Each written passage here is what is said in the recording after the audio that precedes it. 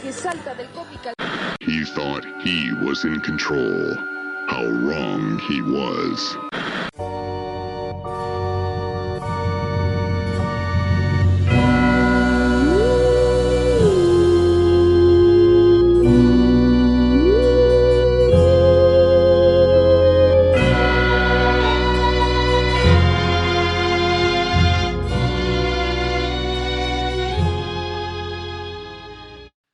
Hey, what's up? It's Shane with Dynamis Media, and I'm joined with the most accomplished werewolf hunter of them all, Stefan.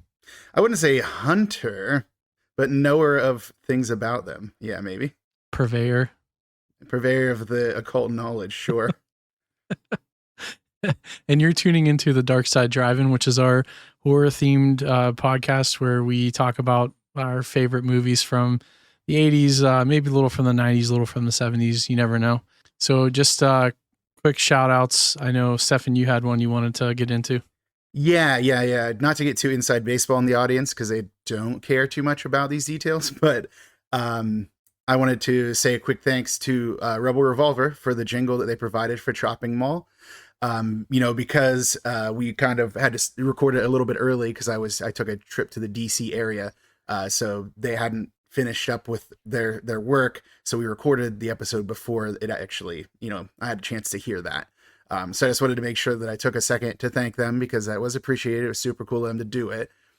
Just a bummer that the recording schedule got in the way of me actually acknowledging it during the episode. Yeah, no worries. And we added a little after thanks at the end of the last episode, like a little outro. But again, thanks guys. We really appreciate it. We love this stuff and hope we can work some work on that stuff more in the future.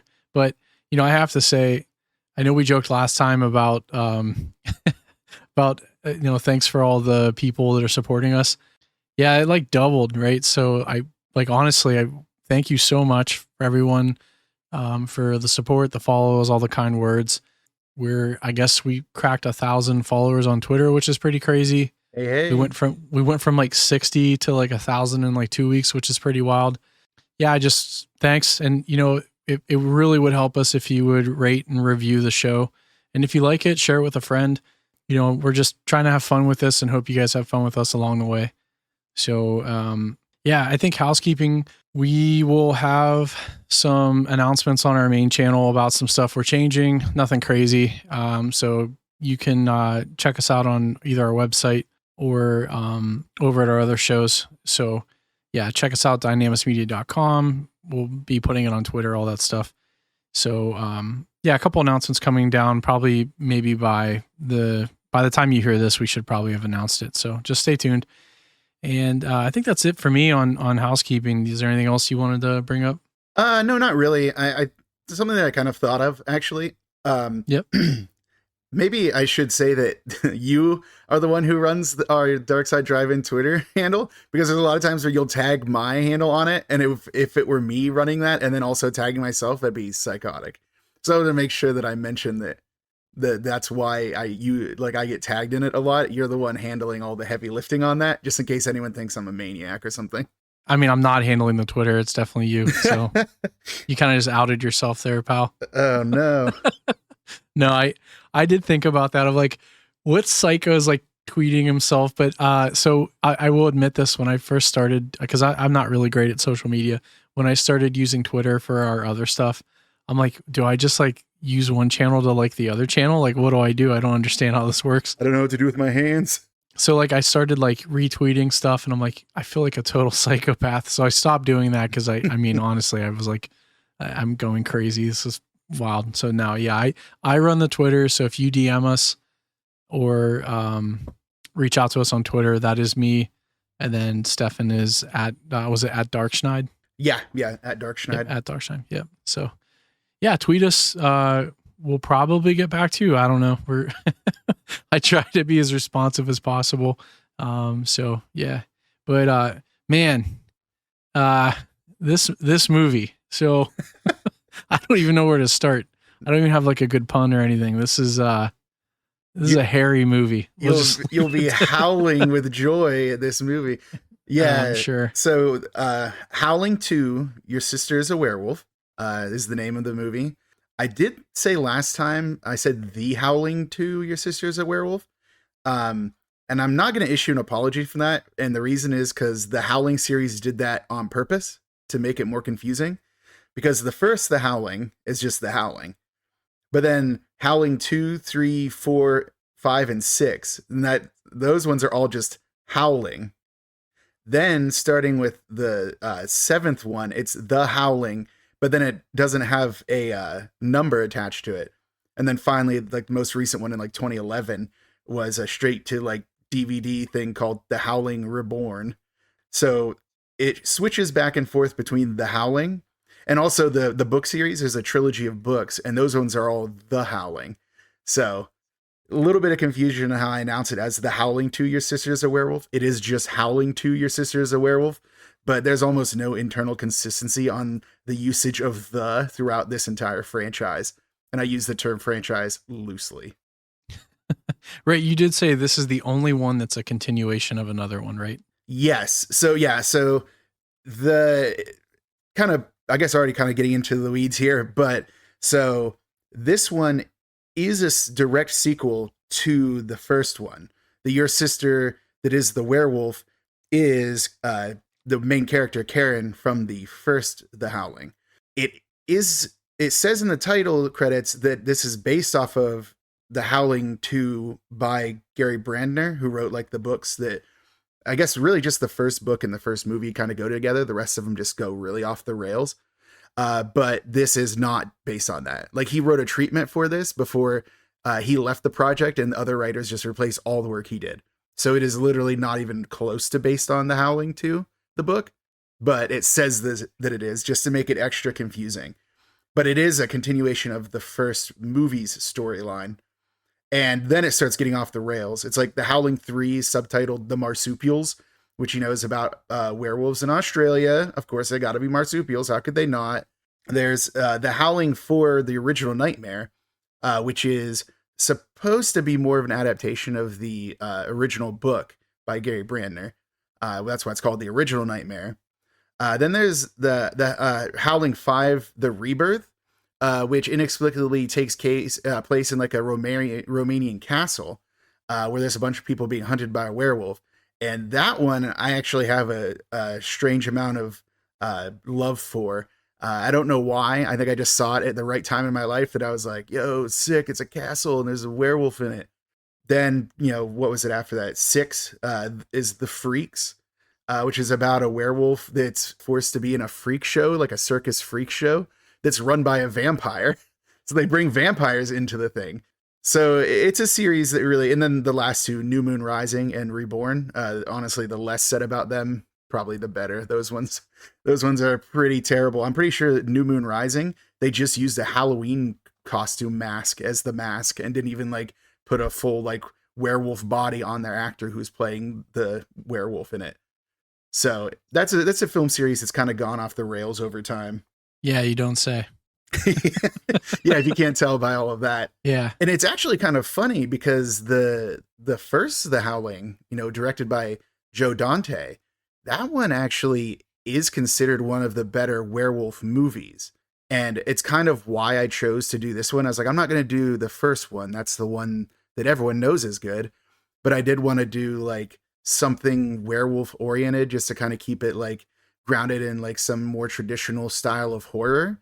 And honestly, there's just so few like werewolf franchises out there that have any real staying power. Like obviously you've got your old Universal like Wolfman, you've got the Ginger Snaps series, which are, or at least they started out great. I don't think I saw any after the second one. There is what is it? Dog Soldiers, which is a Neil Marshall standalone like werewolf movie. That's actually probably, in my opinion, the best werewolf movie ever made. But like as far as like what is like a canonical werewolf movie, like there's just so few of them. A lot of trash basically in the werewolf world.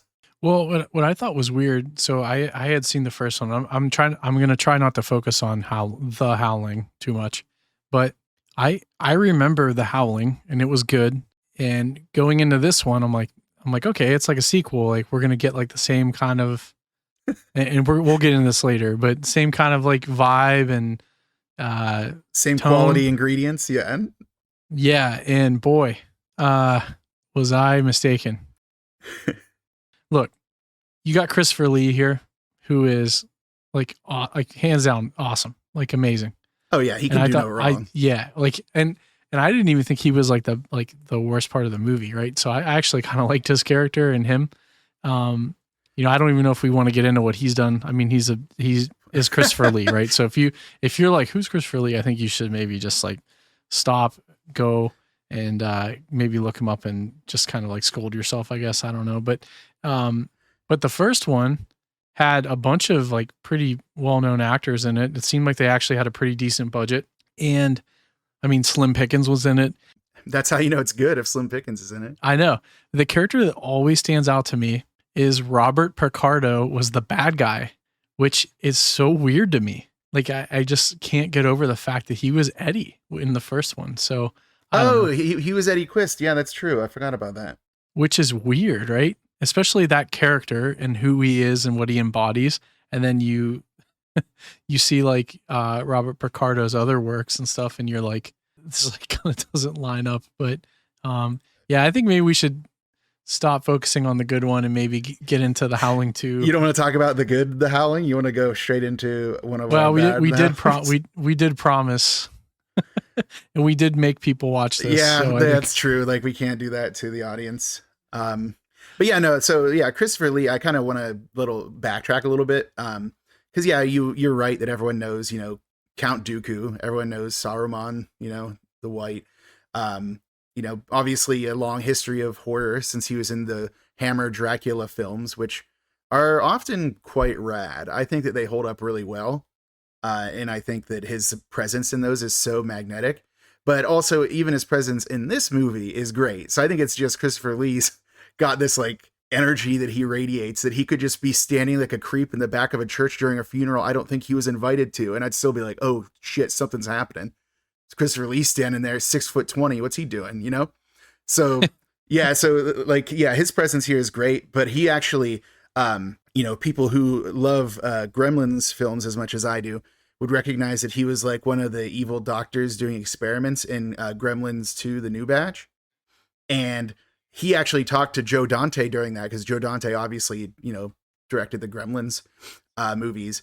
And he apologized to him about having done Howling 2, because Joe Dante directed the first one. He's like, yeah, sorry about that, man. But here we are doing some Gremlin stuff. So water under the bridge, right? It's just such a funny thing for him to apologize about. That is good.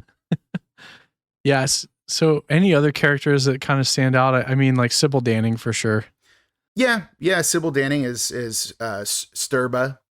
Obviously she's got a long history of B-movie kind of action here. She was early on in something like stuff like The Red Queen Kills 7 Times, Battle Beyond the Stars, which was one of those like Star Wars ripoffs from that era. Chained Heat, which was one of those like prison exploitation style films. So you can see there's like a lot of like commonality in her stuff. I think the old 80s Hercules movie, she was in it. She's like very much like, kind of has this whole like sex symbol thing going. She often plays similar kinds of like, femme fatale style characters and everything. More recently, she was actually in the you remember the Grindhouse movies? There was like Planet Terror and Death Proof. So Rob Zombie did that fake trailer for Werewolf Women of the SS. Yeah. And Sybil Danning actually was in that, which is kind of funny. That's awesome. I think that actually she was in Conan, right? She was in Conan the Barbarian. Was she? I'm pretty sure she was, right? Wasn't she the like main love interest? Or maybe I'm thinking of Hercules. Maybe I'm gonna have to do you might have to do an apology, because I don't think that she was in that. Oh my god. No, because it wasn't the love interest in Conan the Barbarian. The woman who played like one of the woman who was working for the government that was helping Rowdy Roddy Piper in Hell Comes to Frogtown. Oh my god. I forgot about that movie. How? How could you ever forget about Hell Comes to Frogtown? I don't know. I do not know. Yeah, let's table that. If I was wrong, then I accept it. if you were wrong, yeah, you got to do one of those awkward apology videos next time. So I mean, do I? you definitely do. Yeah, Sybil Danny, I think is probably one of the. I mean, she's Sturba, the main antagonist of this movie, so she stands out. You know, other actors, Reb Brown, who plays Ben White, like the main hero, other than of course Christopher Lee, who's do we say the name of Christopher Lee's character, by the way? Stefan Krosko. He says Stefan wrong. Well, what's weird though is they do it a couple times, right? Where like sometimes in the movie they call him Stefan, sometimes it's Stefan. It seems like certain characters call it, like, pronounce it differently, and no one was there to like correct it, so they don't. Yeah. I was just going off. Didn't he introduce himself as Stefan though? And that was why I kind of went that way. He did, but I feel like he would say your name like that too in real life. Oh yeah, he also said Sturba weird. He was like Sterba or something like. Yeah. It's like, hey man, you don't have to like eat up every word you say like that. Like you can just say stuff like a regular dude. But yeah, no, he's a thespian. He is yeah, I mean truly. Yeah, Reb Brown, like, you know, he was been in like some pretty great B movie stuff over the years. Probably most famously those like crappy couple of Captain America movies they did back in the day where he's wearing like a full ass helmet. Did oh yeah, the bike helmet with the wings. Yeah. Yeah, that one. And then he was like Your Hunter from the Future, which is another one of those like sword and sorcery ones. He was in a movie called which is about snakes. One of the best titles ever seen. Where it's like, did they just like forget to like, did their cat lay down on their keyboard when they're naming this thing? So wait, what was it called? Just a hiss, like an S, just an S. Oh, okay. I'm like, man, your mic's cutting out. No. That's what it is. Yeah, I can't wait to see how this comes out in editing at the end. Like, cause yeah, Christ. Yeah, it's that. It's just S's, like 8 S's or something. That's that one. He was in Space Mutiny, which is pretty famous because it got the MST3K treatment. So yeah, he was known for those things. So Reb Brown has been active, but mostly in schlock. I think that there was a couple other sword and sorcery ones that he did, but I'm not seeing them written down here, which means that I didn't write them down. So minus points for me.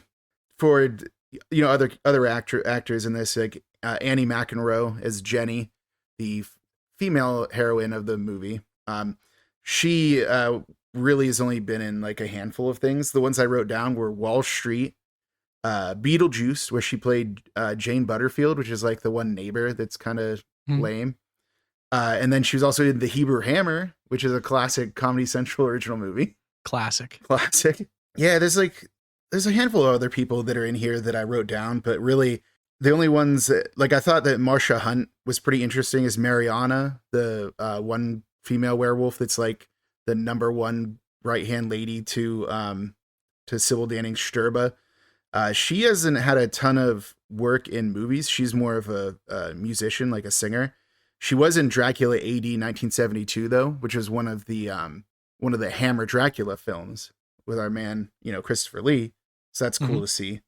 And basically, like, then as like a collection of various just Czech actors, because all of this was filmed in you know, at the time, Czechoslovakia. So a lot of them were in like Amadeus and stuff like that, which is kind of funny. Like, I didn't realize that Amadeus was, you know, such a big draw for, you know, Czech actors at that time. Well, so the only other one I think that is Judd Omen.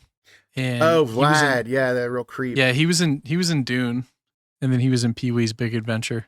He was in Pee-wee's Big Adventure, wasn't he? Yeah, he was Mickey, but then he played Jamis in Dune. So I think it's probably, if you recognize him, because this was right around, I think it was within the year, right? Oh, it's 2 years. So it, like, he looks like kind of like the guy from Dune. Like, you know what I mean? Like, it's like it's good age. Like, so if you recognize him, it's probably where you noticed him from. Yeah, that version of Dune was 84, right? Yeah. Yep. Yeah. So yeah. And then that was also the same year he did Red Dawn as well. But his character in Red Dawn wasn't really that big of a deal. He was like one of the Nicaraguan soldiers in Red Dawn. So I'd say that he's more recognized in both Dune and Pee-wee's Big Adventure, which, you know, at the end of the day, if you have to be recognized for something, why not? Yeah. Those are two of the greatest movies of all time, right? Yeah. And we honestly didn't cover the director much.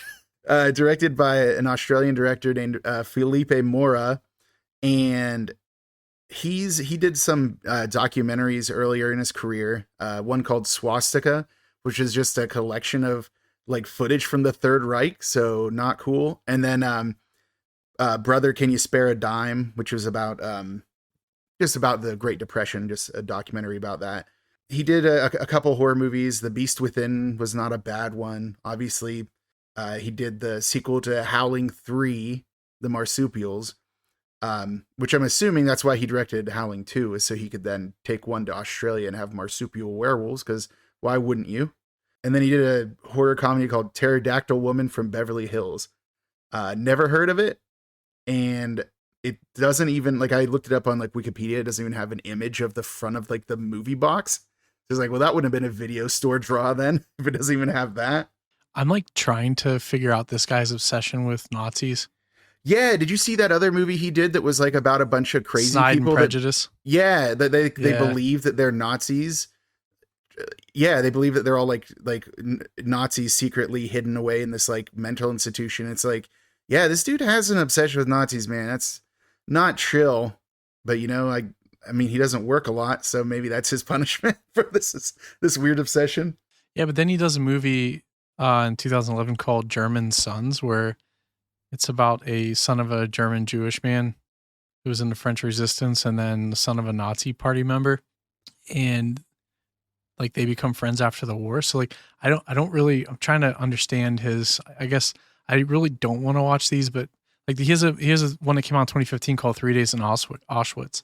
Like I need to read more about this guy, I guess. His Wikipedia like article, like the Wikipedia page that is his, at the bottom. He's Jewish. Well, yeah, but that's what I mean. I mean, I'm sure there's something else going on, but like this is probably an unchill thing. Is you know, at the bottom where it says like related articles, one of them was Adolf Hitler. I'm like, probably not what you want in my related articles or related topics at the bottom of your Wikipedia page, my man.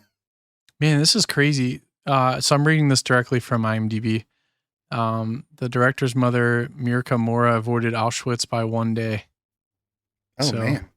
On his father's side, many perished in the Holocaust. So I'm assuming that's probably. I really think we probably found it. Yeah, I think we probably driving. What's like? Yeah, okay, we get it now. Yeah, okay, yeah. I mean, still, like some of his interest seems a little bit misplaced. Like having that entire swastika thing that's just got like swastika. I read a little bit about it and I was like, what's so weird about this? And it's like had home movies shot by Ava Braun featuring Hitler, and I'm like, man, like you went through hours of footage to come up with this thing. Like, I mean, I guess everyone's got an obsession. That's his. Like, well, we made it 4 episodes. 4 episodes? So. Oh, without mentioning Nazis? Yeah, getting canceled. No, I'm just kidding. But I mean, we didn't do it. We didn't make that movie. I know. All right. Anyways, why don't we get into the plot? I think this would be a good time to transition into the absolute madness that is this movie, because if the directing credits weren't madness enough, I think that translate directly into what's happening in this movie.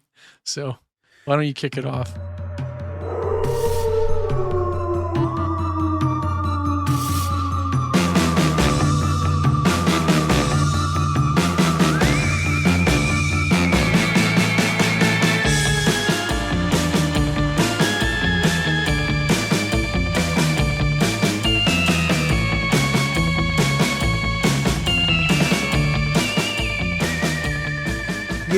Yeah, I was worried about this part of the podcast where I'd have to try to make sense of this nonsense. Can I be honest with you? Please. And not to get ahead of myself. So I usually watch these movies 2 or 3 times. You know when you fall asleep and you start watching a movie, you kind of doze off, and then you wake up like, I don't know, like 30 minutes in, you're like, I don't know what's going on. You have to go back, and you fall asleep a couple times. Well, I watched this movie for the first time. It was pretty early in the morning. I did fall asleep for what I thought was like an hour, but was only like 30 seconds, because when I rewound the movie, I'm like, dude, I was just at this scene. I'm like, I've never sat like in a movie and I'm like, what the fuck is going on more times? I literally had to watch this thing 3 or 4 times to piece it together. So there's Yeah, there's a lot. This is rich with incident, but the incident doesn't always make sense, like why it's happening. But let's get started. Um, yeah, company logos. Roar, it's a lion, not a wolf, because it's an MGM logo, baby. Um, then it cuts to like, so starting this, I was really thinking I was going to be into this because like it starts with like an opening monologue with Christopher Lee like chilling with a skeleton. Yeah. I was like, all right, like his tones like soothing me into this while he chills with like, you know, human skeletons. Like this could be great. Then we get our title, and it includes opening ellipses, which I didn't see on any other materials, but apparently it's Howling 2 ellipses. Your sister's a werewolf. So, in case like the colon wasn't enough, yeah, and that's when I saw that it said based on the book, and it's like we all know that's a lie. Then we get the first of our many title cards that are usually unnecessary, except in this instance where it's obviously not really being shot in L.A. and it says the City of Angels. We're going to the funeral of Karen. Was it Karen White? Was her name, right? Yes. Yeah, from the first movie. You know, she survived all of that nonsense she went through with like Eddie Quist and her husband cheating on her with the werewolf sister of Eddie Quist, and then everyone becoming werewolves and trying to kill her. But now she is also a werewolf. But so we're at her funeral. This is what I said was like the first of the many times that, you know, Christopher Lee is about as subtle as a freight train because he's just standing in the back of the funeral. Like the man is like full on like 8 feet tall and he's just standing back there. Like lurking. Yeah. Like this is terrifying. You know, he reminds me of what's his name? Angus Scrim from the Phantasms. Yes. He's like standing back there like a tall man. Yes. Yeah. Like what's going on here? I commented that this is a very strange funeral because I feel like they say amen like 80 times. But then Christopher Lee introduces himself as Stefan. I made a note of that because, you know, it's not quite how I would have done it, but that's how he says his name. Then you get like kind of to show us, you know, how hardcore, you know, Christopher Lee is. Like everyone knows who he is because obviously many of the people at this funeral are werewolves. The mythology on werewolves in this movie is not super clear, but they want to like intercept her corpse before it gets buried in consecrated ground. So, you know, they're all like, oh, Stefan's here. You better watch out. So that's how you know he's a big deal, not just because he's, you know, very tall and just standing in every corner of every shot. You know, then it like cuts to some kind of strange dance party. You know, there's like chalk graffiti. As most graffiti is chalk in cities. So you don't get a lot of spray paint. It's all chalk because, you know, they like people who do graffiti have a lot of respect for public works. Then for some reason, Christopher Lee is wearing sunglasses in this like very dark and sketchy like nightclub. And I'm not entirely sure why he's there unless he's just going to places where werewolves are. Because I know that Mariana and what's his name? Earl? Is that her little sidekick? Yeah. So I think, so we missed a important plot point. Did we miss the part where he already explained to Ben that his sister's a werewolf? Yes, but yeah. So like a freight train.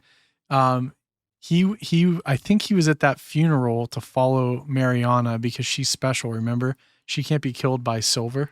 Yeah, she can only be killed by titanium, which I made a note of, which is new lore to introduce to the werewolf world. So for the listeners, I don't know if they were like, hey, you know, it'd be wild if we took like every single creature lore and made this about werewolves, like the garlic. That was really weird. It's like a vampire movie at some points, but whatever. But he straight up said that you can stake them. Yeah, it's like, right. Since when? Yeah, like right. I'm not a werewolf expert. Well, I am. I announced it earlier, but this has never been part of the lore. Is you could stake them. Well, so I thought it was interesting. So I think he was following Mariana, and they went to that nightclub, which is why he went to that nightclub. And then he wore sunglasses so no one would recognize him. I didn't get that. It like the bouncer like made him wear the sunglasses. I don't know. It was weird. It was. And they weird. don't fit his head. I'm like, look.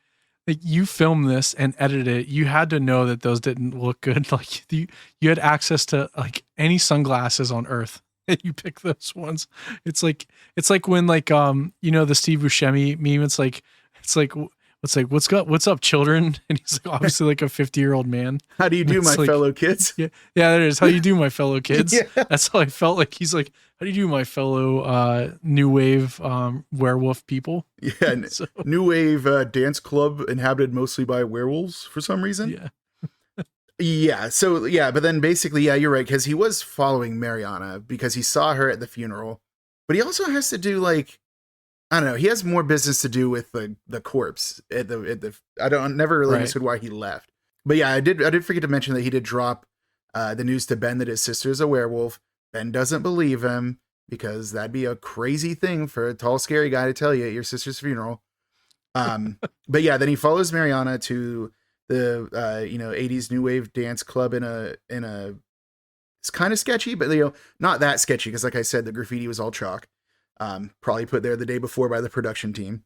So then she like Mariana being is like hitting on some like 80s dudes or telling them like, basically obviously trying to lure some like 80s folks to a werewolf massacre.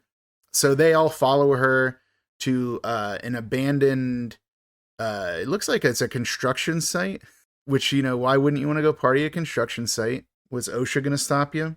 Yeah, so then that's when a terrible 80s song plays for the first and not last time. That Pale Moonlight one that band keeps singing over and over again. Yes. So that's playing while everyone's being murdered by werewolves that you can't see because, and this is actually a kind of fun fact, so they got the wrong outfits for this. Like the production team sent them ape outfits. So the reason you can't see any werewolf faces during this and all the arms look weirdly ape-like is because they are 100% ape outfits, and they had to shoot it in a way that you couldn't see their gorilla faces instead of wolf faces. In case you were wondering why you only see their arms that entire scene. Well, and then there was one other time. So, I mean, we'll get there, but the fight scene at the end in the woods, like it's the same costumes. It's kind of weird. Yeah, that's why they mostly do guerrilla tactics, even though they have the humans vastly outnumbered and also have superpowers. But for some reason, yeah, they only like hide in the bushes and reach out. Yeah, this is production design's top notch here. And this is the weird part is it cuts to Mariana, like she's like mid transformation, but it just shows her like snarling. She's never actually involved in the killing. It's the other werewolves killing off these like 4 randos they brought to this like construction site. But for whatever reason, Ben decided he does want to see Stefan. So Ben, and then now we kind of introduced Jenny at the funeral as she was one of Karen's co-workers at the news station. And she knows something's up because she was there when like Karen, was killed. Right. So those two are going to visit Stefan and basically get the second title drop where he says once again that his sister's a werewolf. And his house is something else. I mean, I'm assuming it's his house. It's probably not a rental because he has a ton of like supernatural corpses and like werewolf corpses of various sizes and shapes. Yeah, it was a little like offsetting, but like, wasn't that the model from the first one? Like the actual outfit, like yeah. No, yeah, it was. Yeah, well, one of them because they had a whole like commune full of them in that movie, and it wasn't like the Eddie Quist one from the beginning because that was the one that she thought she was hallucinating. But yeah, he has a couple different like werewolf stuff there, and he also has the tape of the news broadcast that was cut off from the first movie, which is what Karen did to like. Because her idea was she wanted to reveal the existence of werewolves to the world and force them to like start like people to destroy them. But the tape never got out. But Jenny recognizes it because she saw it. But Ben, doesn't believe it. He thinks it's faked. Like why they would fake his sister becoming a werewolf on television and then her murder like that. Like, he knows she's dead, but he's not ready to believe it yet. This is where you get some lore dump, like you said, like that. Mariana and other powerful werewolves are immune to silver, so they can only be affected by titanium. And apparently Mariana and other werewolves are going to be traveling.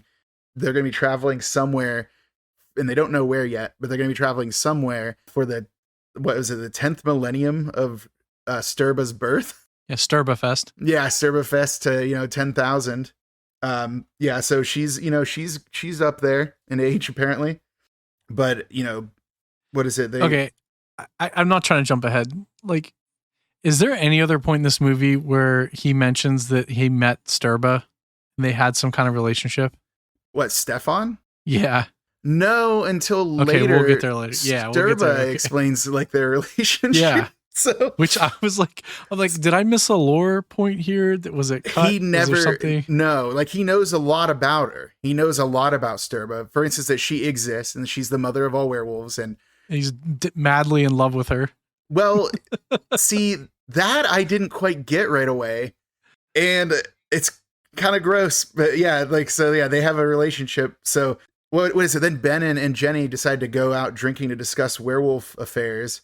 And Ben has decided to go from like, you know, not believing all this business to being ready to full on murder Stefan. Yeah, he's like, touch my sister's body. You touch my sister's body, you're going to die. Yeah. This is when we get more lore, like the stakes work on werewolves. Cause that's what Stefan says he's going to do. He's going to stake the corpse of his sister in the casket to prevent her from turning into a werewolf again. Yeah, well, because he shot her with silver bullets, or I don't know if he killed her, but someone shot her with silver bullets and they took him out during the autopsy, which allowed her to turn. So she's like trapped in that casket. And they show a couple scenes of her banging on the Yeah. which was really weird. No, yeah, like that's a living hell. And it's a different actress too, which is even weirder. Well, yeah, oh yeah, I mean they couldn't get her to come back for this. You kidding me? But yeah, so you know, there's another terrible 80s music interlude where Stefan is just like overlooking the city of LA.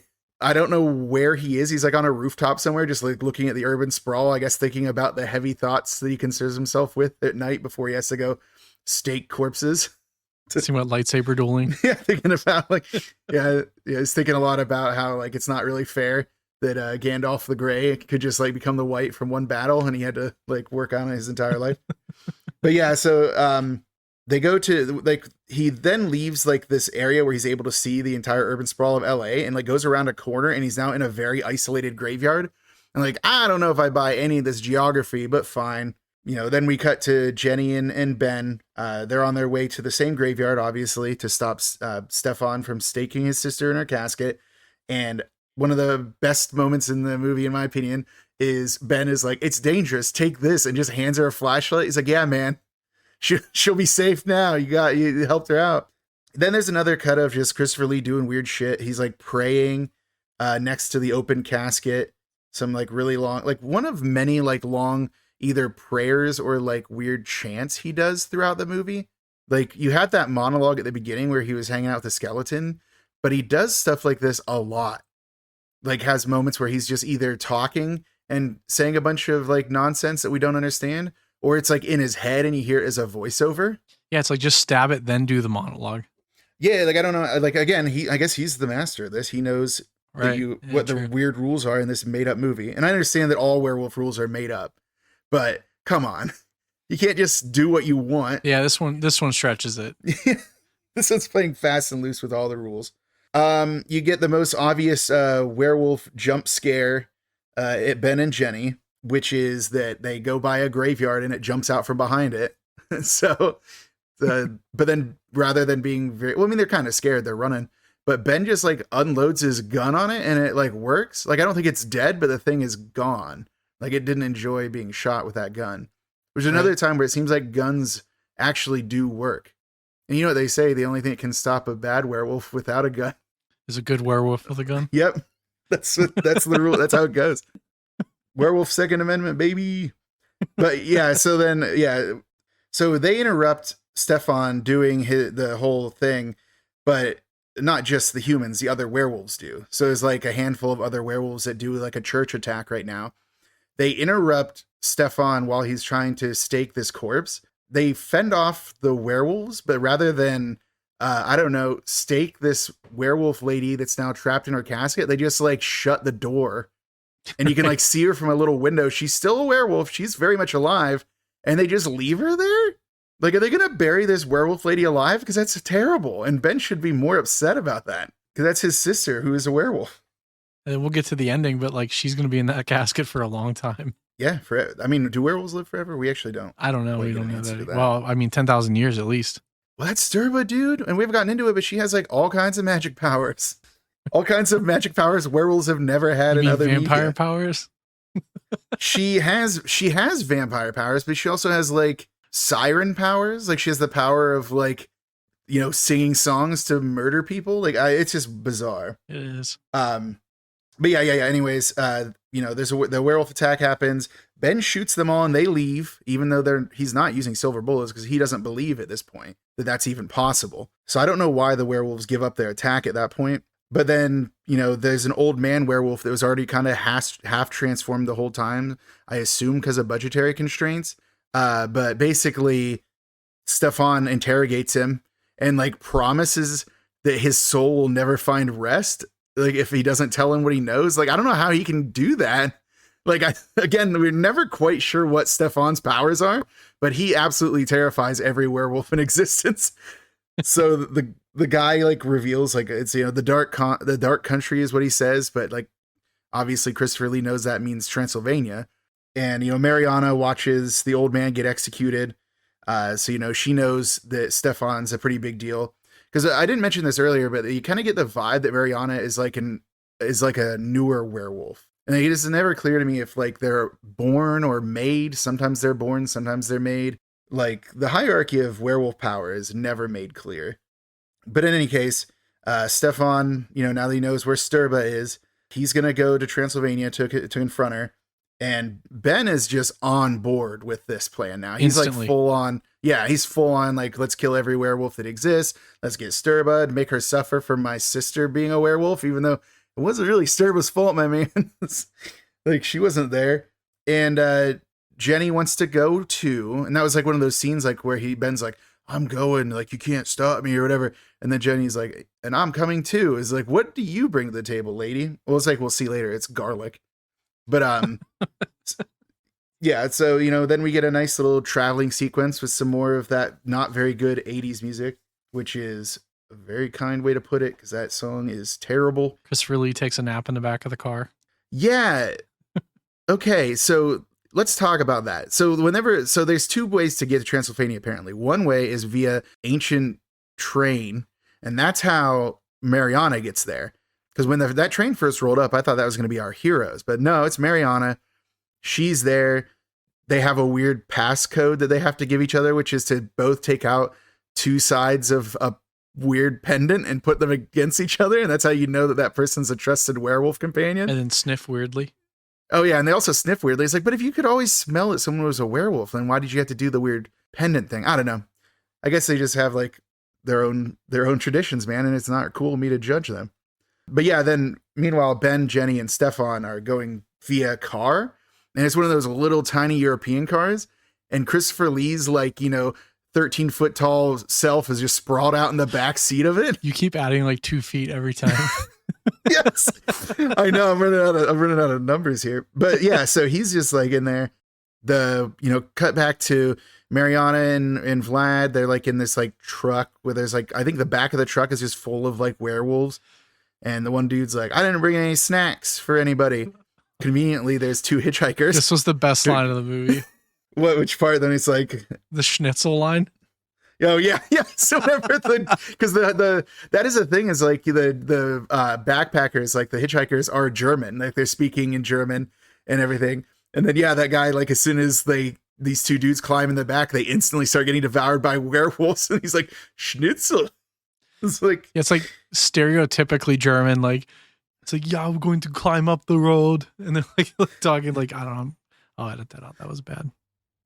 Shame. I mean, it was like these guys are obviously German. He makes a joke about them being German. Like these guys are Transylvanian. That's not really chill with them. Where were we? The schnitzel. Is this where we're at the schnitzel part. Yeah, I'm trying to think of whenever. Okay, no, we're not quite to this. There's a really weird incident that incident is later because first we have to get to the confusing ritual. Oh my god! That happened at Sturba's. Yeah, okay. Like all these people in like weird like BDSM outfits and like, but also like a dude wearing a wolf pelt who's Vlad, the guy we met earlier, Vlad. So he's got like a wolf pelt on, and there's like dudes in like suits of armor. It's like a Depeche Mode concert. No, yeah, but like there's no internal consistency to these outfits. And then there's just like random human victims just strung up around them. Yeah. It's like, pick a design aesthetic, you guys. But yeah, so basically the ritual is so this old lady can walk up to like a sacrificial victim and like basically lean down and do some pretty terrible looking 80s effects at her mouth, like post animation effects that are just really bad. The kind that I hated whenever they'd appeared in any other movie we've talked about. But she's apparently absorbing the life force of the sacrifice, and then she becomes young, and hey, it's Sturba. So, you know, there you go. There's our werewolf queen. She was old, and now she's young again. So not bad for, 10,000 years old. Yeah, this is when it starts. This is when the movie starts getting weird. Yeah. If you didn't think it was weird enough already, this is the turning point. Like, if you look back at any part of the movie, like, I wonder what point this movie got weird. It was this exact moment. Once Sturba gets young, like, she like leans into this like Caligula. She's like the like. she's like you remember that old, like, what was it? It was like a magazine. They also had a movie called like Heavy Metal. Yeah. Like, yeah, she like leans into like a full on like heavy metal character, just like constantly wearing insane outfits and like having everyone around her basically having some kind of weird orgy at like all times. Yeah, and her clothes just like explode off of her at random points. Like, yes. But then sometimes she also has a cape instead. Like, yeah, right. You never know when she's gonna have more or less clothes on. It's just now is the time for things to start getting weird. So yeah, so you know, she's awake. That's when we learn that Mariana is a newer werewolf and she's meeting Sturba for the first time. And apparently Sturba is just going to have Mariana like bone down with Vlad like immediately. It's like, oh, don't forget all the howling. Lady. Oh, during the ritual? This is when the howling starts. No, like from this point on, like in the warehouse scene, there was a lot of howling and then it kind of went away. And like you would hear howling like, oh, there's werewolves around. But now it starts to pick up where like every time you see the werewolves, especially when they're hooking up, they're like constantly making howling noises. Dude, I just like continue.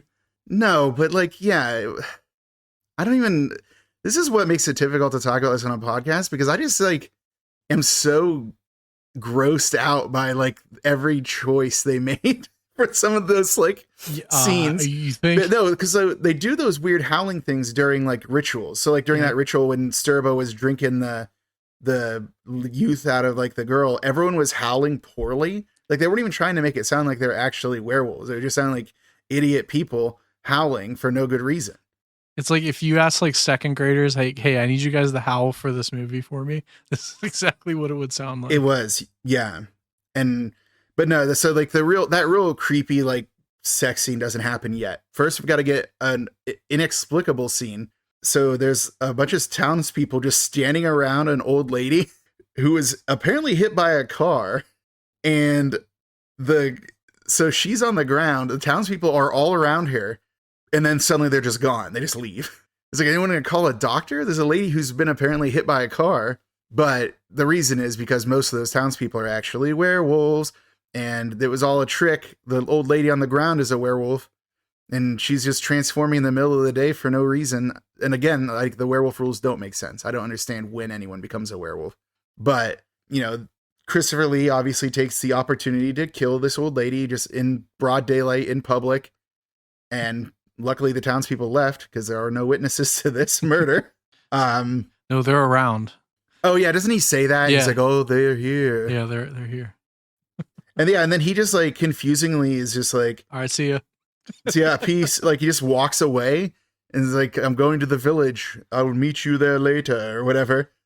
And in a classic move of, you know, check your back seat, our hero, like Jenny and Ben get back into the car, and instead of a Christopher Lee in the back seat because he just walked off, it's just a werewolf sitting there.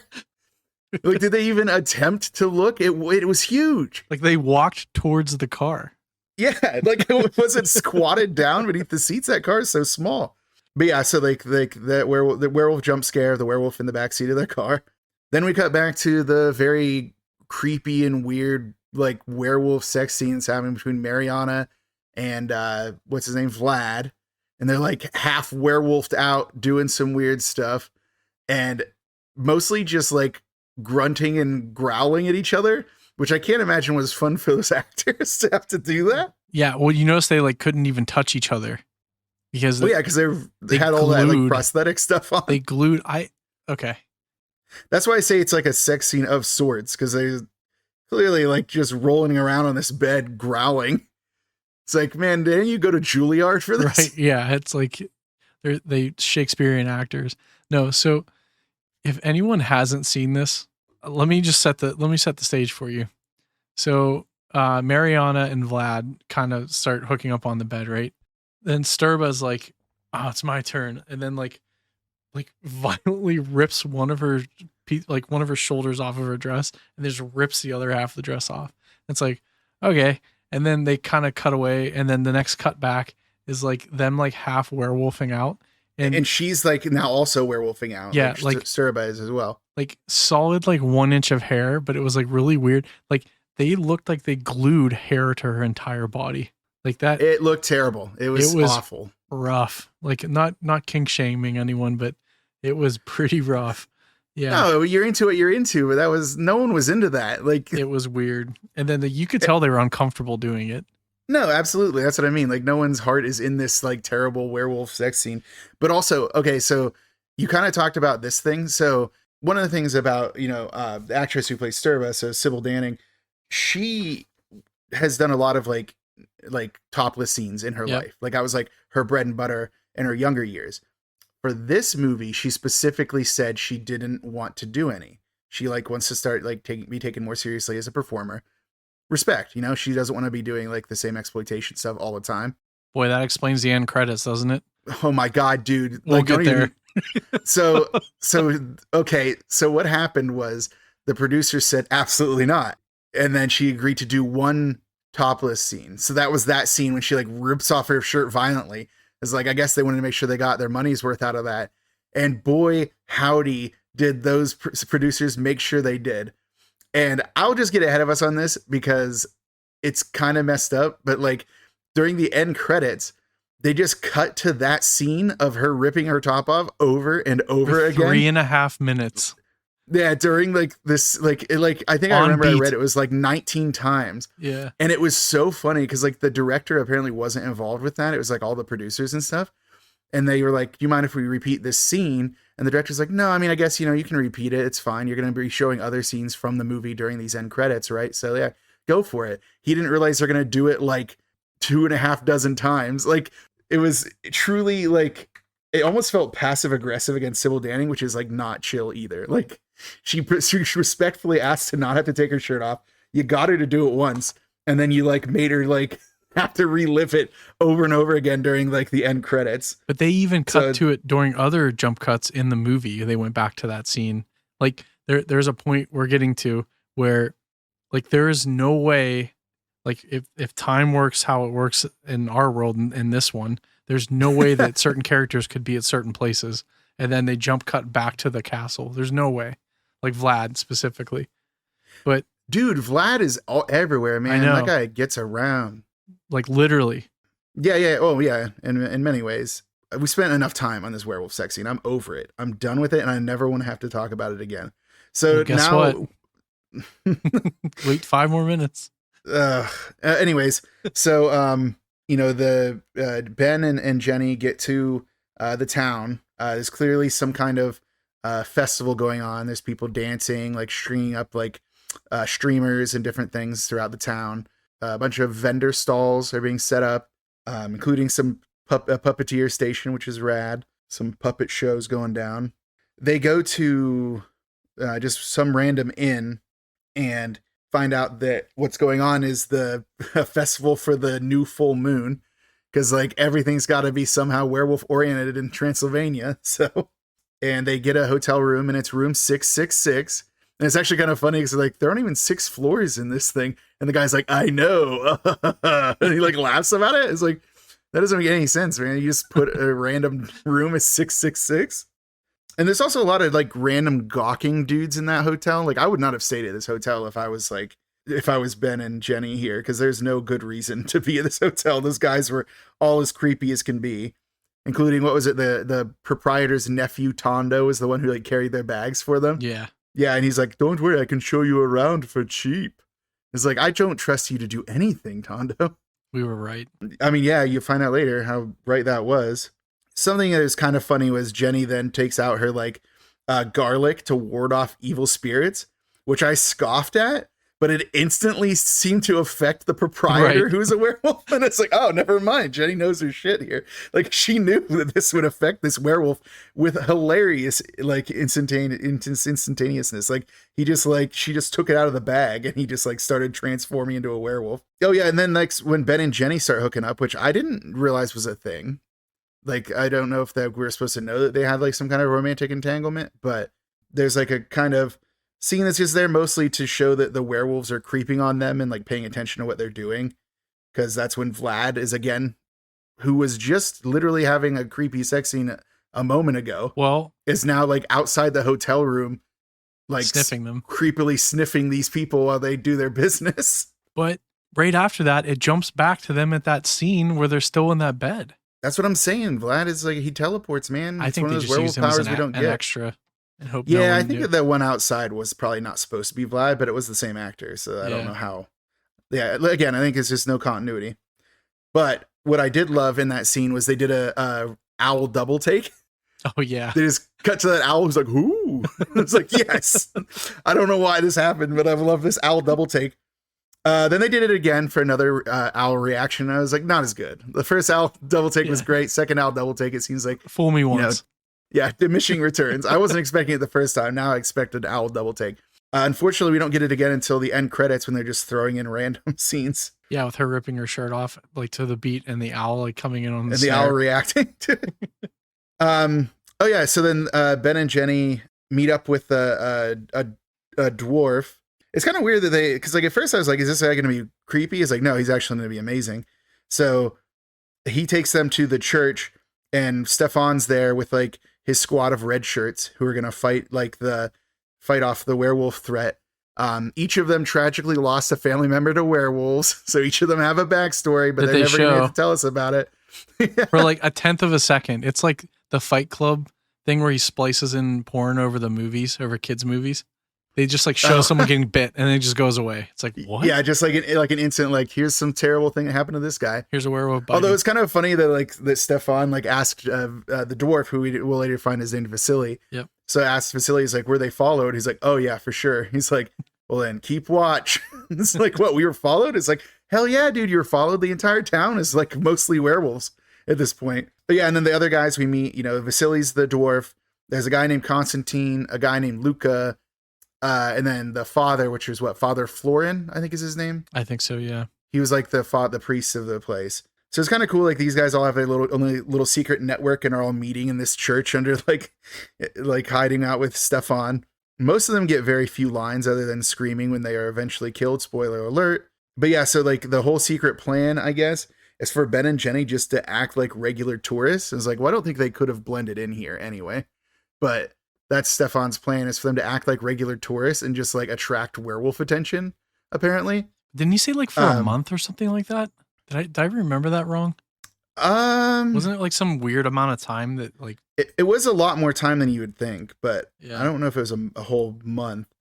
But it was kind of funny that so Constantine and Luca have a puppet booth set up, and that's where they'll go to deliver secret messages or get some instructions. Is go to the puppets. Where Constantine and Luca, I guess, are the ones doing the puppet shows then, which is why we don't see them too much during the movie. That tracks. Yeah, so they all get, holy medals meant to protect them. Spoiler alert, they absolutely don't. They do nothing. I don't know why they made such a big deal about getting these holy medals. They only exist to be like a MacGuffin to prove when like it's been stolen from them. The puppet show going on is just a full werewolf thing. So again, this town doesn't have any sense of subtlety. There's a fake jump scare where Jenny's in the bathtub and Ben like walks in and is like, boo.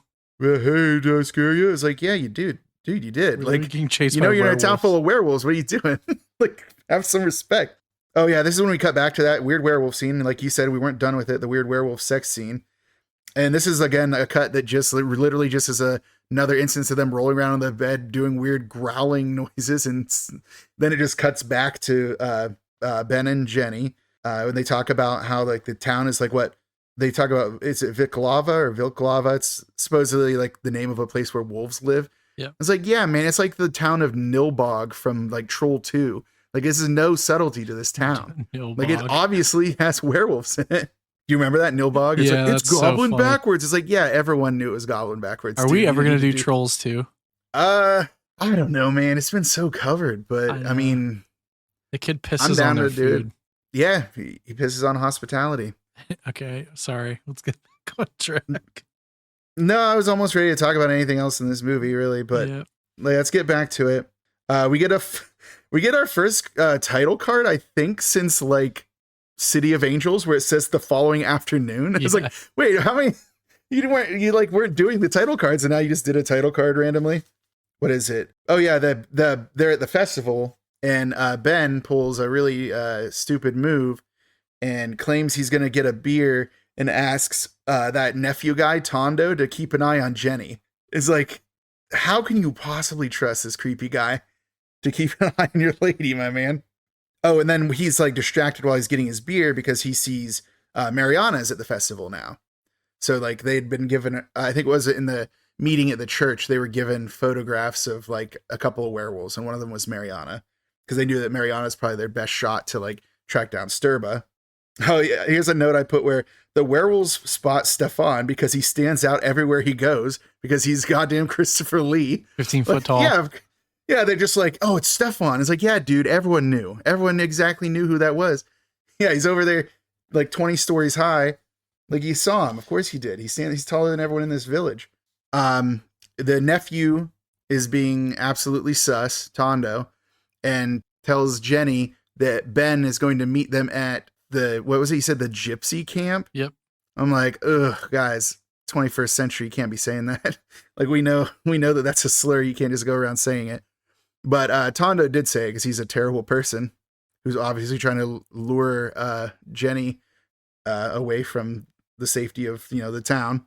Oh, this is when finally when we get back to the werewolf place, it's not that creepy sex scene. Now it's Sturba wearing like, it looks like it's like leather but also plated metal. Yeah, I didn't get this one either, but and like they were constantly shining lights onto it. Yeah, So it was like it's from every angle it was getting like hit by different like rays of light, so she looked like she was like shining.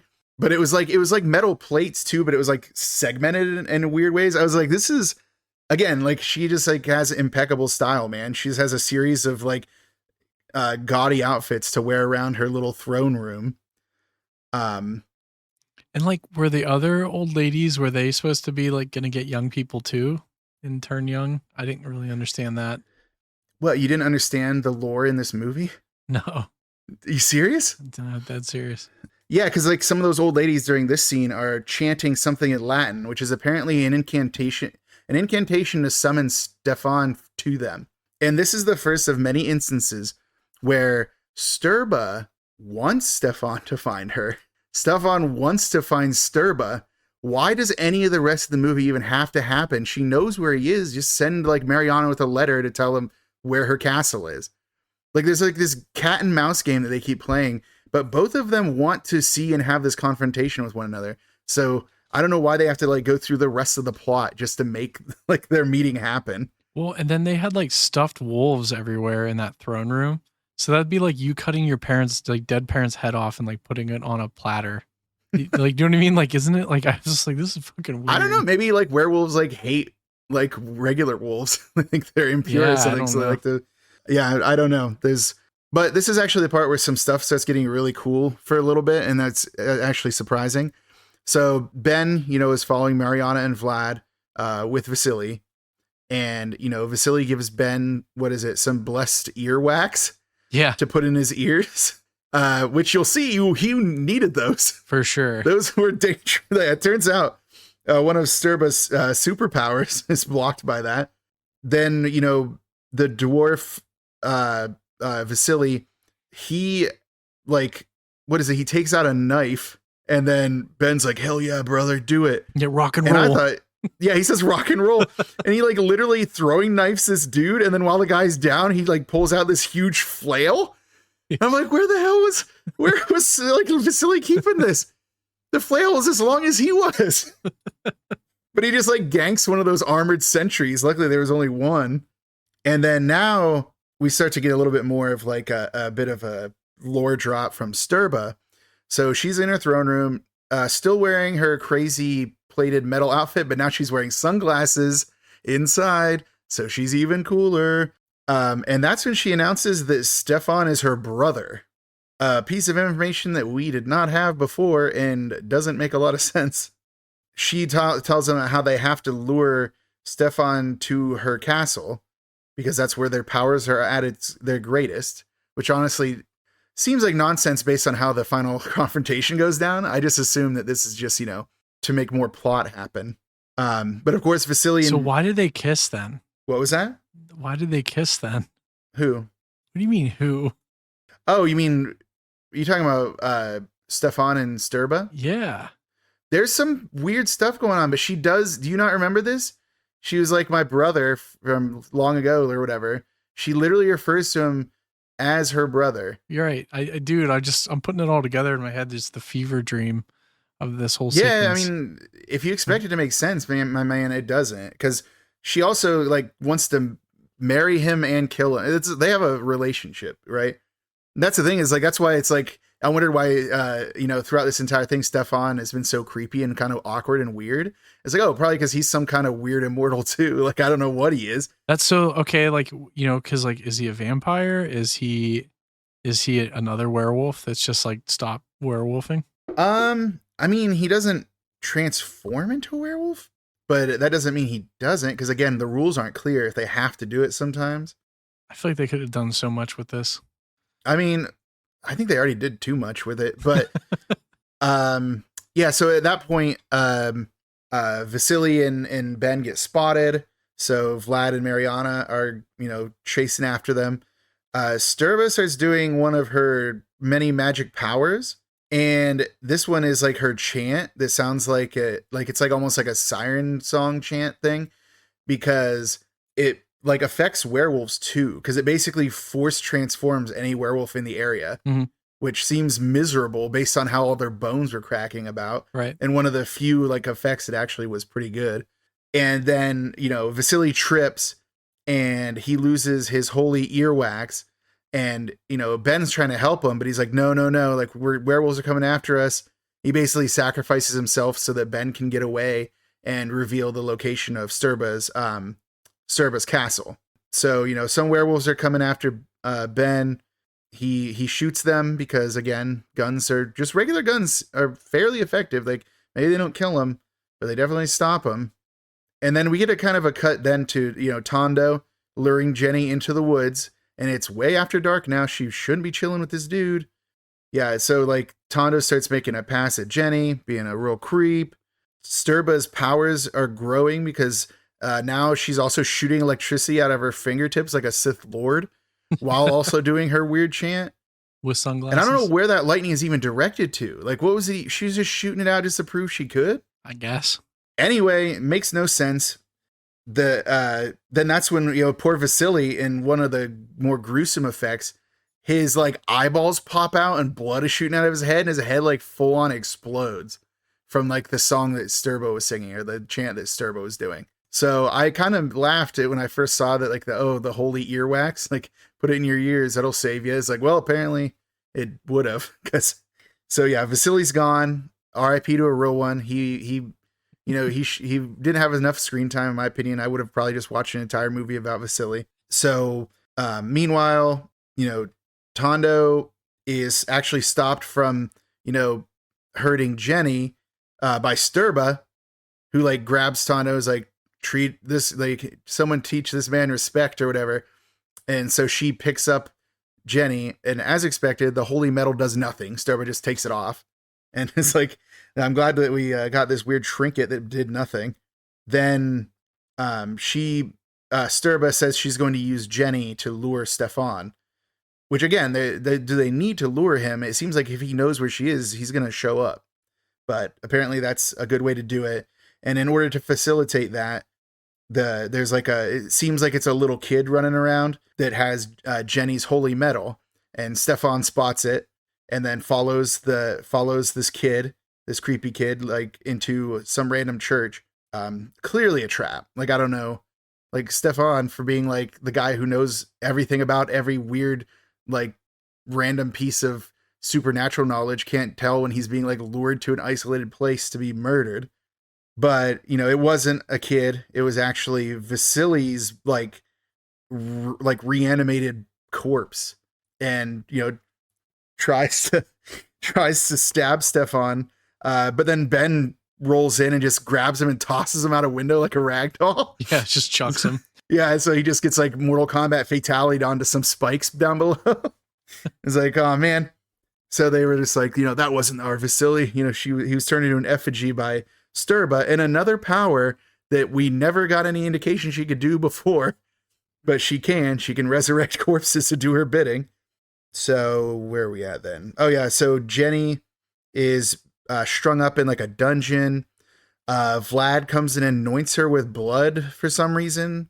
It's apparently another ritual thing to like turn her into a werewolf later, which again, I don't know why. I don't understand anything about these werewolves, like rituals and like all their stuff they do. We get to the church again. So our ragtag team of people who have been wronged by werewolves are out there like grabbing their stuff. And, you know, Christopher Lee is explaining like, oh, here's some holy oil and here's some titanium weapons and here's like all of these different things he has. And then Ben is like, well, don't you have anything more modern? And then he takes out like a shotgun. It's like, well, here's Vasily's werewolf murdering shotgun. And then Ben's like, hell yeah. In honor of my fallen brother. Yeah, it's like him, like I said, him and Vasily, and like one of the rare fun times in this movie when they were like teaming up together, like they really bonded. So like Ben's gonna use like the holy shotgun of his old fallen brother. So that was actually pretty cool. Yeah, and then most of the other guys are just using titanium blades, which again is confusing because guns work. And an axe. Yeah, oh yeah, well, titanium axe apparently. Yeah, the priest pulls out this huge like battle axe.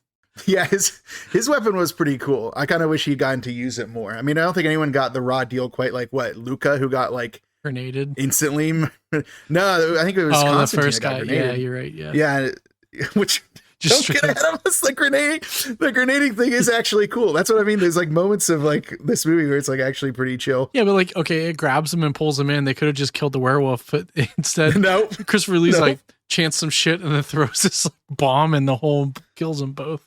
Yes, that's what I mean. He has a holy hand grenade, and that's what that one like thing. He had a jar of oil that he said like also had the blood of Christ in it, and like that seems unlikely, but I mean, Christopher Lee, you got all kinds of other stuff. But yeah, so like we get to now Sturba having a simultaneous strange werewolf orgy, but also live music by a new wave band in her castle. The same new wave band. The same new wave band from LA.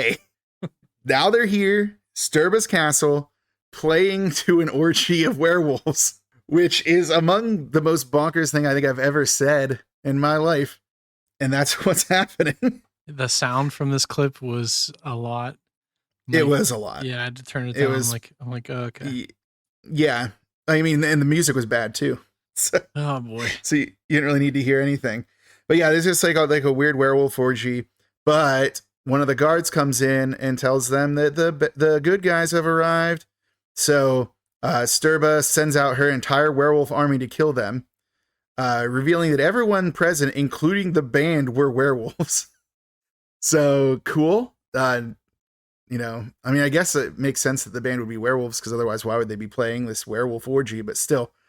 So weirdly enough, all of these werewolves seem to be leaving to attack, but they only attack really like one or two at a time. They don't really ever get into a big army. I imagine probably because they didn't have very many werewolf outfits. So they couldn't have too many werewolves on screen at once. So yeah, the first werewolf attack happens. Oh, it's actually, okay, so it's Constantine who's immediately dispatched. Like he didn't even, I don't think he even killed a single one. Most people are using guns, which I would expect. So then I think they defeat like the first werewolf wave, and you know, then they're walking more, and then Luca gets got by like a hidden werewolf that was like hiding in like a, I don't know, it looked like one of those like little pits that like weird spiders come out of. Yeah. You know, like it's like he was hiding underneath, like he had like a ghillie suit on or something. So like, okay, so this like werewolf gets him, and that's when Stefan does this chant like instantly. It's like, if you had this thing, like this holy hand grenade thing that could literally explode, why did you use it on basically killing Luca. Yeah, Because Luca was just, yeah, so he uses like, Luca would prefer it this way. He's like, no, I wouldn't. Like, he straight up just blows him up with this thing. And it's like, you only had one of those? Like, get more. Get more Christ blood. Yeah, get more Jesus blood that you somehow had one of. So yeah, blew Luca the hell up. Luca's gone. So now we're down to, what is it? We're down to Father Florian, Ben, and then Stefan. Sturba, Mariana, and Vlad are doing another weird chant that's doing more weird after effect powers that I don't really understand. I don't know what it's doing other than if it's another thing meant to make them transform or make them stronger. Because it seems like Vlad is really struggling not to transform during this whole thing. But anyways, yeah, they're doing another chant to like do more weird after effect powers. Father Florian is attacked, but he survives. I actually had in my notes that he was killed and then he didn't. I was like, oh, all right. Stay tuned. I'm sure he'll die later because he's not one of the main characters. Stefan suggests that the three of them split up, which made no damn sense to me. Why you would split up when you're going into a werewolf castle. But it seems that the idea is that Florian and Ben are going to go get Jenny, and then Stefan's going to go after Sturba. And there was like, and then that's when like another weird piece of lore that's never explained is Stefan's doing some kind of prayer to protect Jenny from werewolves. And let me just tell you, it doesn't seem like any of his other stuff for protecting against werewolves was doing anything. So I don't know how effective this prayer was, but you kind of buy into the moment because it's Christopher Lee doing it. Somehow Father Florian like got separated from Ben. And by somehow, I mean, at one point Ben was going down one hallway. He just went another way. I don't know why the father even went with him at that point. But this is when, it's something I forgot to mention earlier is like during one of Sturba's wardrobe changes, she had this like really sick, like staff with like a bat monster on it. Oh my God. Yeah. Which was never explained why she had it. Well, that's why I had to mention it now. Yeah. Right. Because Father Florian went into the chamber where Sturba was, and she's like, you're not Stefan. You're not the one who's supposed to have this final confrontation. And she like does some chant that turns the bat staff alive and it flies off of the staff. And in a really gruesome kill, like tears like the father's like face up and like puts its weird bat tail like down his throat. And I was like, man, the father really didn't seem like he was an important enough character to get a death this gruesome. So I thought this was kind of turned that into like a face hugger from Alien kind of situation. Well, it definitely seems like it later. Yeah. Because of what happens. But is that how werewolves are born? Well, it's not a werewolf. It's a bat monster. It doesn't make any sense why it's there. That's what I mean. Like, it feels like Sturba just has a bunch of random, like, occult stuff probably gathered over her, like, 10,000 years of living.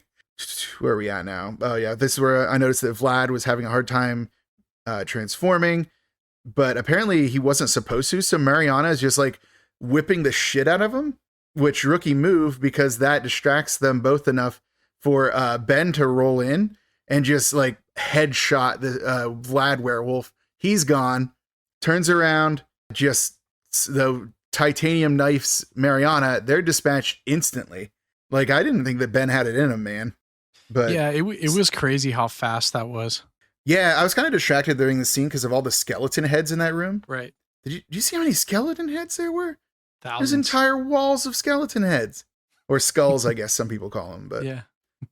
Yeah, but then, so, then, you know, Sturba now, like, this is a very, very much one of those, like, scenes that wants to have a lot more gravitas than it does. Because, like, Stefan's, like, slowly walking into there, doing some more of his weird chanting of, like, just it seems like he's just reading, like, really obscure poetry or something. And Sturba is ready for him. She's, like, got a huge flowing black cloak this time. And she's doing glowing magic at him. And he is I can't tell if he was glowing from magic power or if he had, like, a magic power shield that was stopping her magic power from magicking him. But what was weird, it was over his heart. Well, it also surrounded his whole body, though. But the red dots?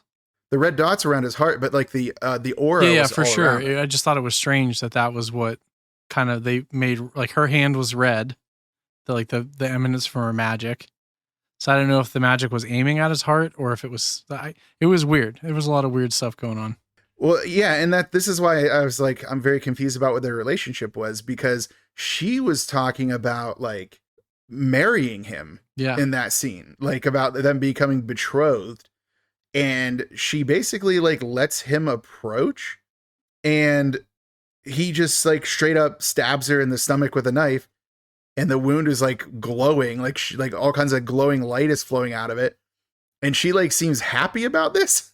So I'm like, so did she want him to kill her the whole time so that they could die together? That's what, like, I don't understand their relationship at all. Well, that's kind of what it sounds like at the end when he was talking about the fire and stuff. And they were going to be together forever. It was really weird. Yeah. It's like, we're going to be together forever. And she's like, we're betrothed in flames or something like that, which is what happens. Like that glowing wound in her stomach, like catches them both on fire.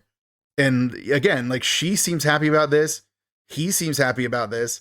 Again, why did the whole movie have to happen if they just wanted to kill each other?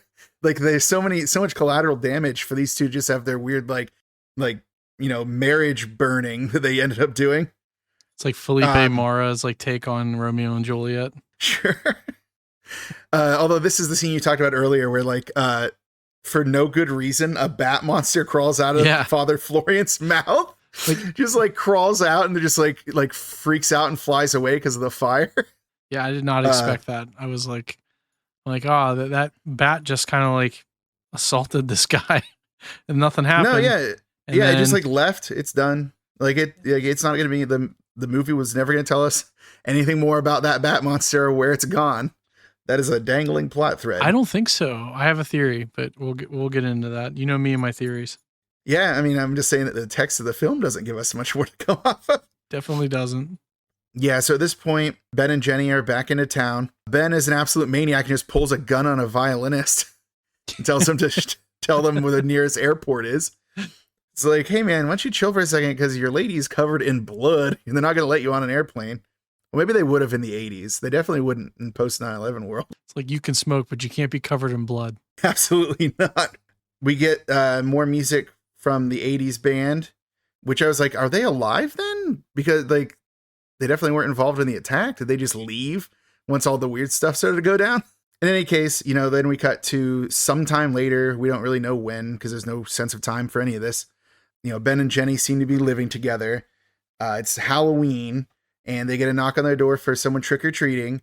And it is like clearly supposed to be a werewolf kid.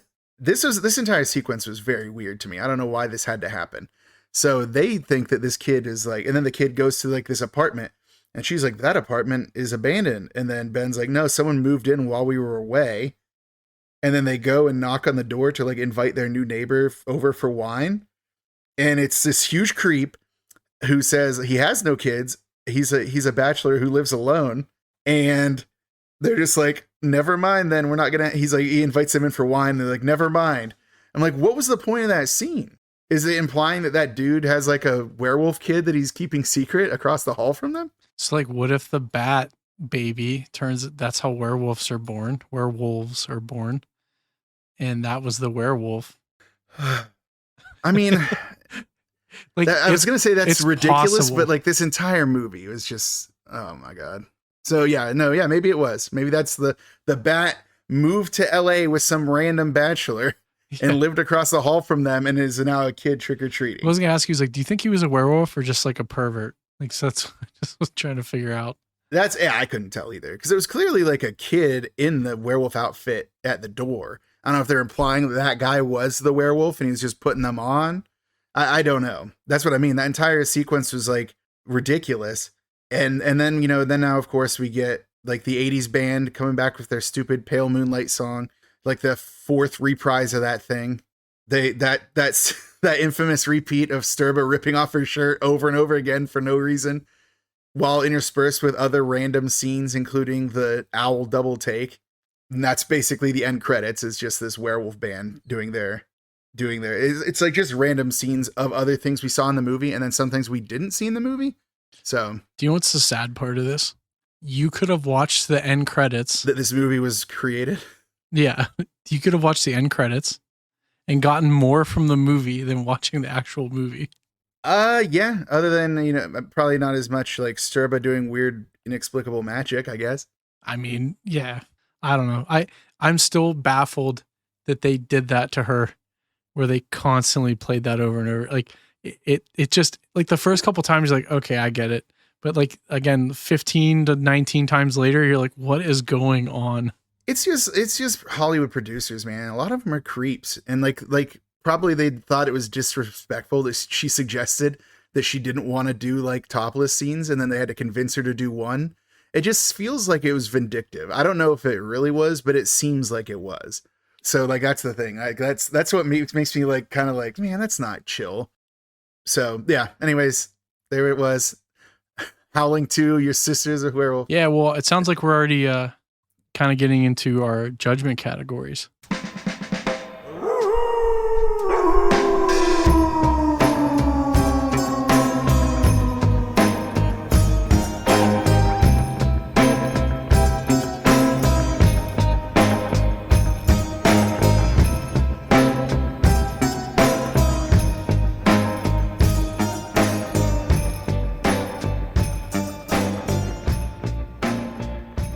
Judgment category.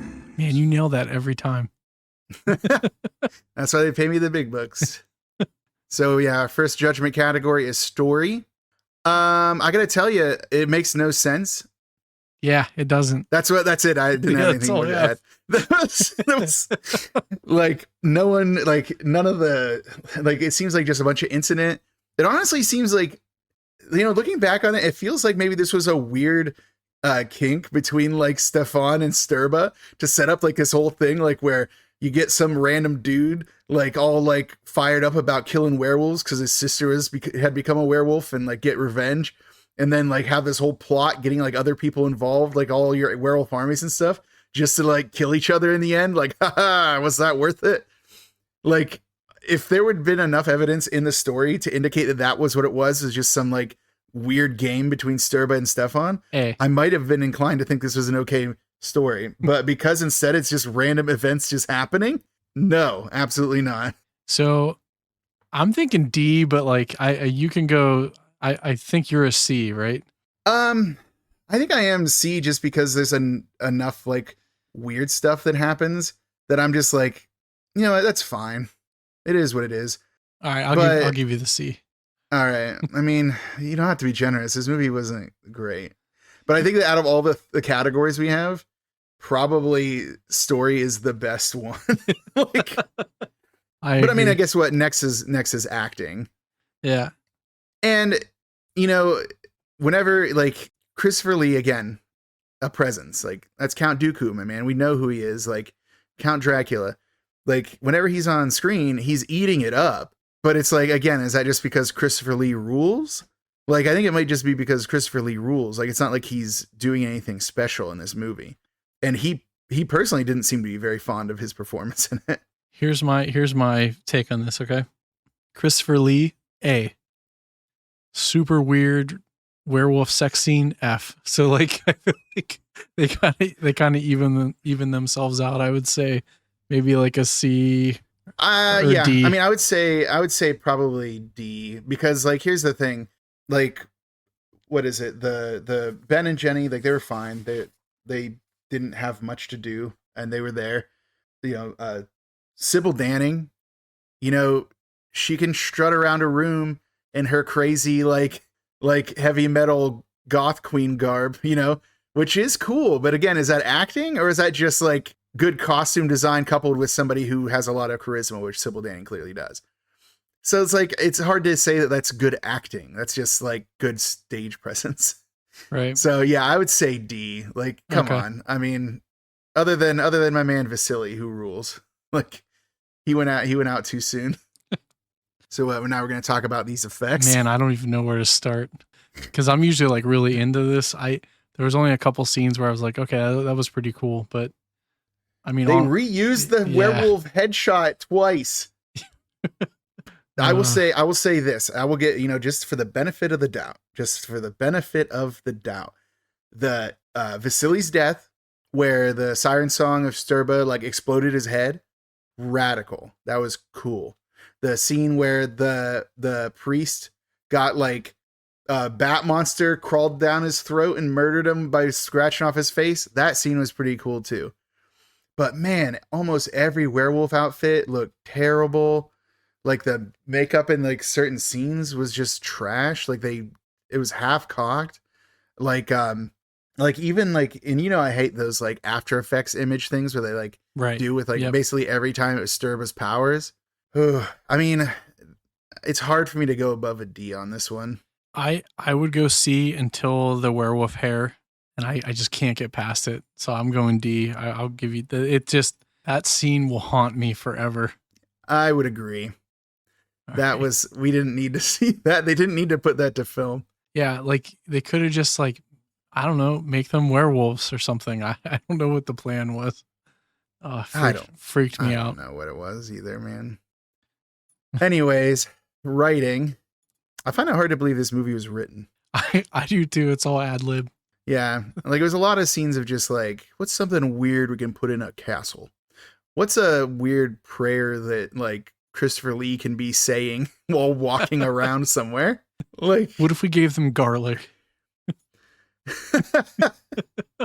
Yeah, it's like, why wouldn't we? Yeah, it's like, hey, how about steaks? Don't steaks work on werewolves? Like, put it in. It's all made up anyway. Who cares about internal logic? Doesn't that hurt them? Yeah. Yeah. Do we have enough money for silver? No. What about titanium? Absolutely. It's cheap. So yeah, writing, man, we're being vicious on this one, but it's got to be D. I agree. I feel bad because, again, we started off with some really, really good movies, or like really good cult classic movies, and then we kind of hopped to this one. And man, you were not kidding. And I shot us straight in the foot, man. Yeah. I wrecked our podcast. I feel like I've ruined this thing. You took all our momentum. Yeah, and you put it into a weird hair sex scene is what happened. Stop bringing it up. We're done with it. Dude, we're never going to be done with that. No, we're not. So yeah, all right. But can I say something real fast with Cult Factor though? Sure. The thing I said earlier with Christopher Lee just doing what he wants. And then Sybil Danning just walking around having a wardrobe change every like scene to like add something weird and new to like her like crazy outfits and stuff like that. I actually, for a Cult Factor movie, like there's a lot to talk about here. So I would probably have to say C for this. Yeah, because I agree. Yeah, because like it's like you take these big names of people who are in other movies that are better, but watching them go through and do like a straight-faced evil werewolf queen movie where there's some like wizard who's like, 25 feet tall strutting around like your sister's funeral telling you that she was a werewolf, and everyone's serious. Everyone is so serious about this. So I would say for Cult Factor, it's just like for the novelty of it. Just if you can find out like the timestamps of when the werewolf sex scene happens and just skip those, then you would probably enjoy the movie way better. So for Cult Factor, I would say C. I would almost lean to B, but again, it's just really the two actors that I really just love seeing them do this thing straight face. So it's like hard for them to carry the movie for like Cult Factor for me. So I'd still say C. Yeah, I agree. And I think there's a lot of things that would cement this into being a cult movie. And I think a lot of it has to do with like if they would have fleshed out some of the story a little bit more and like offered a little bit more lore that made sense, not just that she was in love with her brother somehow. You know what I mean? That's like even what that was going on there. Correct, right? So there's so many questions going on. I think if they would have tightened up the story a bit, I think it would have got to the B here. But I agree with you. I think C is a fair grade. Because here. I gotta say it is fun to watch Christopher Lee do this. Like for sure. It's just so fun. But like, is it fun enough? Like how many times was I bored looking at the clock while listening to him go over another weird monologue? Like it's good, but it's not great good. Not like cult good. It's just like interesting. Like a social experiment. So we're in total we're at like a D.5. So almost C, which I think is a fair. Speaking of D, are we going to move on to The D-roll. That'll never get Do some old. effects. You're going to do some weird effects on that too? I might just flatten it like completely. Just like put nothing around it and just leave it dead. Oh, man. I don't like that at all.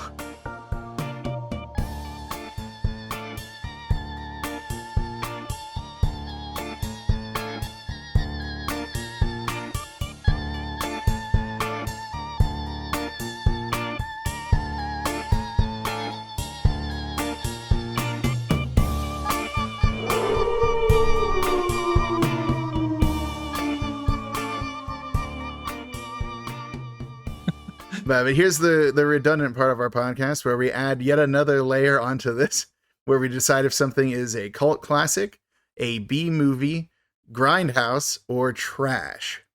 Do you want to go first on this one? I want to kind of know where you're at. I think it's a B movie. And here's why. I think that even with all the crazy shit that doesn't make any sense, like it still is a palatable, watchable movie. And if we're going by like our rankings, like I'd say this is a solid B movie. Like I don't think it's to grindhouse yet. They easily, now I'm going to say this in my brain, that scene where the nephew takes her into the woods, I was like, okay, this is getting dark real quick. Ooh, yeah, if that had gone any further, I was probably so that would have probably dropped it down off a level for me. But I don't think that. I think it's a solid B movie. I honestly do, because I think it was even like kind of, I don't want to say advertised as a B movie, but people will look at this and think it's a B movie, right? Yeah. So yeah. With the subtitle, "Your Sister's a Werewolf." Yeah. No, I would agree with you. I think that B movie is fair. If you didn't have Christopher Lee here, I don't think so. Or I guess Christopher Lee or Sybil Danning. Like if they didn't, because it does seem like they kind of knew the movie that they were trying to make. They didn't quite succeed in it, but you don't go to like a B movie expecting, greatness. Like this is not even close to like the stratosphere of some of the cult classics we've done. But, it's 90 minutes. You get some pretty cool kills. You get a really cool dwarf named Vasily who just rocks some random sentry. And then, is unfortunately sacrificed. Like there's some pretty groovy kills in here, even though that some of them are reused a little too often. And there's almost like this lack of a sense of like time and place that kind of makes it like interesting. Right. So I would say B movie. And I would say if you haven't watched this yet to like go through it with us on the podcast, please look up the like time codes for when the werewolf sex scene happens. Cause just don't like it's not chill. Yeah. It gets weird really fast. Like it's like 0 to 100. There's no like build up. It's just like she's old, turns into like the Sybil Danning, and then it gets weird like instantly. It does. So, yeah. It gets weird so fast. Yeah. Or just watch the end credits.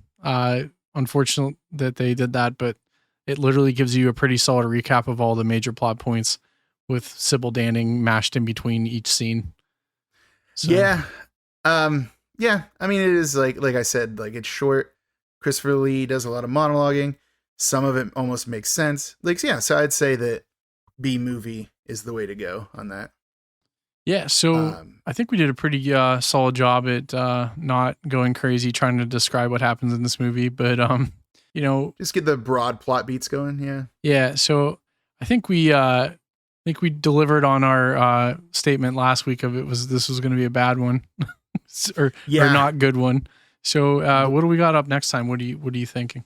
We're going to actually move on to a bit of a better movie. Actually, it's Night of the Demons. Ooh. So, and be careful if you do look up Night of the Demons, because there is a pretty bad remake that was done, I think in the mid 2000s. It's just not great. But yeah, the original Night of the Demons, I think it was it 85 or no, it's 1988. Okay. 1988. Mm-hmm. Yeah. So yeah, that one, it's a kind of a smaller movie, but it actually has a couple of moments that have been sort of memed in the modern world. Like, there's a very specific one that's gonna be very fun to get into whenever we talk about it, because it just is like this moment that like was so self-aware and yet like ahead of its time. It's interesting. So yeah, Night of the Demons is going to be the next one, and I think people will enjoy it way more than Howling to Your Sister's Werewolf. And it's on Tubi, right? Yes. That actually, I feel like you just said that because you knew I didn't actually do the work ahead of time and just wanted to call me out on air. My bad. Yeah. No, hold on a second. It's on my list. I have that whole list of movies that I made for this. So it is on Shudder. It looks like it's on Tubi. Amazon It's on Tubi. Prime. Is it on Tubi? Yeah. I think it's on Pluto TV as well, which And is Peacock. another free one. So, oh yeah, it is on Peacock too. So, yeah, it's on plenty of places. You know, I'll probably just watch it on Tubi, but yeah, it's out there, and it's an interesting one. It's another one that's got a couple scream queens in it, so that'll be pretty fun to get back to, you know, how Chopping Mall had some scream queens in it. So, yeah. Hopefully everyone enjoys that one a little bit more than this unfortunate werewolf thing we did. Yeah, this was a wild one. I did not expect this because I did see the first one and I actually really liked the first Howling. The first The Howling is unironically one of the, like, in the werewolf canon, it is one of the better ones. So it's just like, it's a franchise that went off the rails so fast and stayed off them. It never got back on the rails. It's just like so crazy how like you can continue to make sequels that are just somehow more terrible than the last. Yeah. Or prequels, right? If we're going to start doing that. Yeah, well, like, technically I think the original Nightmare was sort of like a rehash of the first one. So it's sort of a prequel sort of thing. Honestly, we don't need to go into it. We've covered enough of the Howling for one day. Yeah, we'll never be the same. No, the world is different now. It's less vibrant. Well, you know, I think that does it for me. I honestly, after watching this and talking about it, I have absolutely nothing else to say. I need to just put bleach in my eyes, I think. So fair enough. I mean, I don't recommend it, but Yeah. you know, I won't tell you what to do. yeah. Well, I've been Shane. I've been Stefan. Oh. Stay spooky. Is that the one we say? Is it spook 'em up, Dano? No, it's spook 'em, Dano. It's like book 'em, Dano. Yeah. That old cliche. All right, let's bring this to a close. See ya. See ya.